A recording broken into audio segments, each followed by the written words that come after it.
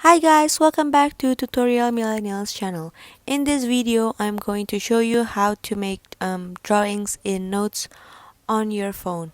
So firstly, you go to notes and then you can just press the pen there and then you can just start drawing.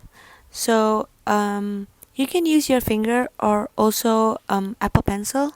So to change colors, you can just press that and then move around the color you want. So you can pick from spectrum, sliders, or from grid.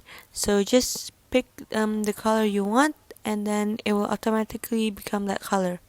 So you can also change different type of pen. So there you can highlight using that, or you can just draw using a pen, or that's like more like a pencil. So to move one specific thing, you can press that and just circle it, and then you can easily move that only drawing anywhere you want. So I hope it's useful and thank you for watching.